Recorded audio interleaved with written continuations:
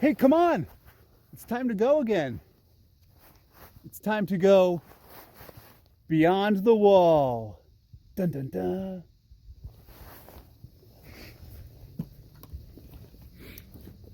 I made it. I made it to the rock, which is where I like to start. This was one of the nice places we visited, and I'm excited to see what we find as we explore the vernal pool that we saw in February, and then in March, and now again in April. So I'll head down the hill and we'll meet up there. I'm just heading into the vernal pool. I got my big boots on, which I'm gonna need. And I'm gonna head over to where I saw the egg masses, both the wood frog egg masses and the spotted salamander egg masses last time. They may have hatched out. Maybe we'll find some tadpoles and larvae, or they might still be there, but they might look a little different. Let's see what we find. I hope I don't fall in. Here are some of the spotted salamander egg masses, and I'm going to try to show you that there's a wood frog tadpole swimming on top of that egg mass.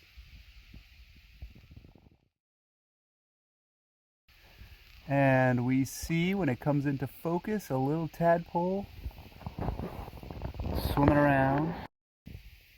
The wood frog egg masses are gone because they've hatched out. The tadpoles eat the egg casings that they were in, and they are somewhere within this vernal pool. So I'll use my net. I'll see if I can catch a few of them, and we can get a look at some wood frog tadpoles. Now that the wood frogs have hatched out, they're tougher to find because the tadpoles are buried deep into this leaf litter down here. And so I've got to dig around, scoop some up, and see if I can find some tadpole larvae in here.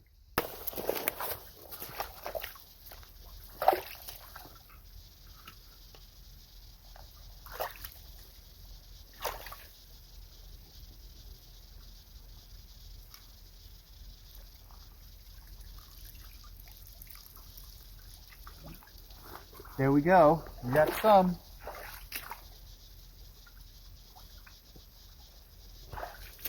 It looks like they're growing pretty well. Oh, all kinds of things. Lots of little buggers swimming around. Oh, and it smells so good.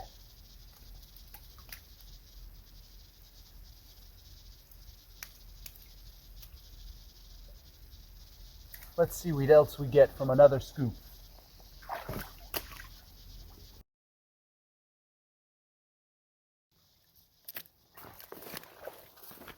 And there's a lot of bugs too, like this one.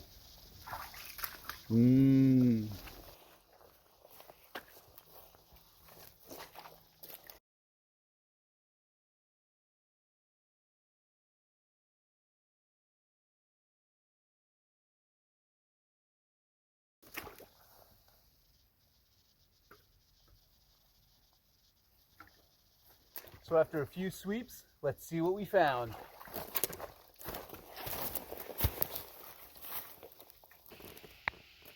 And we'll start over here with some things that might look familiar.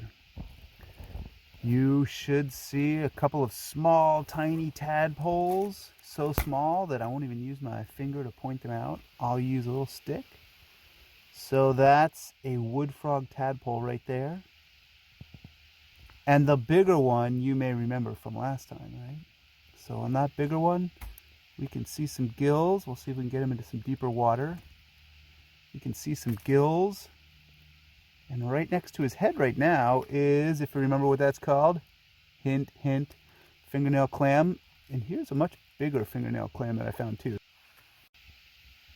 So these larger salamander larvae, that is a marbled salamander larva, and they're carnivores. They are carnivorous, which means they're going to eat other living animals, like, you guessed it, maybe a wood frog tadpole. But that's okay, because I'm going to put these back into the water before anybody gets eaten.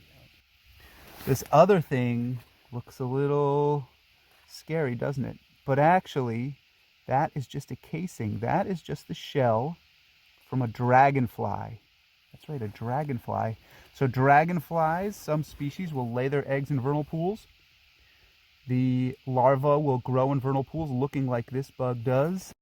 So this is just the shell. I also pulled a spotted salamander egg mass out of the water so we could get a closer look at it. Maybe the size of your two hands put together like fists. And it's starting to turn a little bit green. That's because an algae is growing on it. That's the algae and the gelatinous mass that the larvae will eat once they're hatched out. And inside you see the little commas. That's a little head and a little tail starting to form on the salamander larva. I'll put these back so they can start to grow, and if we were here in a week, we'd start to see these twitch a little bit as they come to life. So that's today's adventure at the vernal pool. Thanks for joining me. Hope you enjoyed it. Hope you learned something. Let me know your thoughts, your questions, and let me know what you are finding out there when you're exploring too. Have a great day.